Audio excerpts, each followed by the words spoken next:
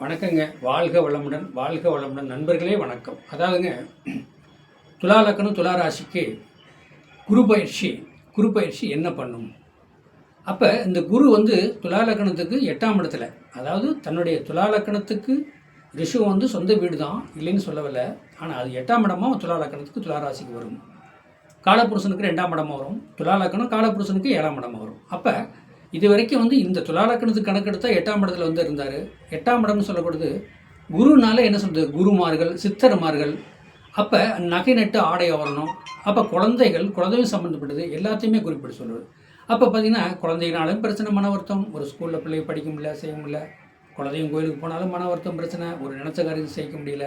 அப்போ வந்து அதே 8ஆம் இடங்கிறது நோய். அப்போ ஒரு ஆண் மகனுக்காகட்டும், பெண் மகளுக்காகட்டும், ஒரு அப்போ அந்த ஆண் உறுப்பு சம்மந்தப்பட்டது, ரெட்டின் பாத்ரூம் போகிற வகையில் அந்த கொஞ்சம் நோய், வகுத்தில் நோய் சம்மந்தப்பட்டது. இந்த மாதிரி ஒரு விரைய செலவு கொடுத்துக்கிட்டே வந்துருந்தார் குரு பகவான் 8ஆம் இடத்துல இருக்கும்போது. 8ஆம் இடம்னா ஆசான வயசு சம்மந்தம் குறிப்பிடும். அப்போ அந்த குரு அங்கே இருக்கும்போது வந்து அந்த நோயை கொடுத்துட்டு அது சம்மந்தப்பட்டது ஏதோ ஒரு பிரச்சனை சிக்கலை கொடுத்துக்கிட்டு அப்படியே தான் குரு பகவான் 8ஆம் இடத்துல இருந்தார். அப்போ இதே பாருங்கள், 6 குடையவன குருவே என்னங்க, 6 குடையும் குரு, 3 குடையும் குரு, 6க்கும் 3 குடையும் குரு 8ஆம் இடத்துல போய் இருக்கக்கூடாது. துலா லக்னத்துக்கு 3 குடையும் குரு, துலா லக்னத்துக்கு 6 குடையும் குரு. அப்போ 6, 3 குடையும் குரு 8ஆம் இடத்துல இருக்கும்போது பிரச்சனை சிக்கலை தாங்க சந்திச்சிருக்கணும். சுருக்கமாக சொல்லப்போனால் 3ஆம் இடம்னா முயற்சி சாணம், 6ஆம் இடம்னா நோய், கடன், எதிரி. அப்போ அந்த 6 குடையும் போய் 8ஆம் இடத்துல உட்காரும்போது எப்படி இருக்கும் பார்த்து நீங்களே யோசனை பண்ணி பாருங்கள். அப்போ பிரச்சனை சிக்கலை சந்திச்சிருக்கணும்.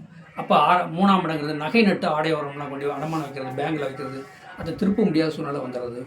6ஆம் இடம்னா கடன் வாங்கி அதில் வந்து வட்டி மேலே வட்டி கட்டி என்னால் சமாளிக்க முடியலைங்க, என்ன பண்ணுறதுனே தெரியல, கொண்டு பேங்கில் கொண்டு நாங்கள் நகையை வச்சுட்டு கம்மி வட்டிக்கு வாங்கிட்டு வந்து இந்த கடனை கட்டியிருக்கிறேங்க.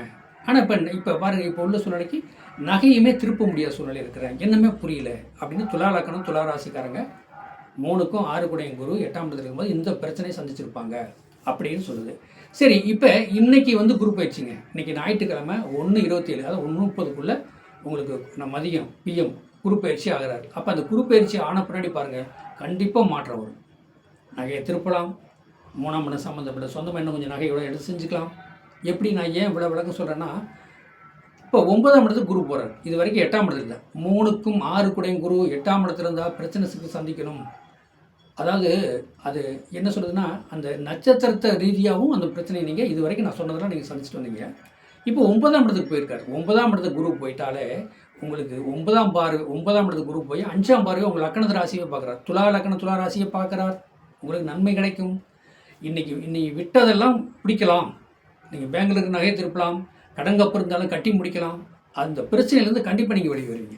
ஏன் அப்படின்னு கேட்டால், 9ஆம் இடத்துல குரு, அந்த குரு வந்து லக்கணத்தை ராசியை பார்க்குது, 5ஆம் பார்வையை பார்க்குது. அப்படிங்கும்போது ராசி லக்கணத்தை துலா ராசி, துலா லக்கணத்தை 5ஆம் பார்வையை பார்க்கும்போது கண்டிப்பாக நல்ல மாற்றம் வரும்.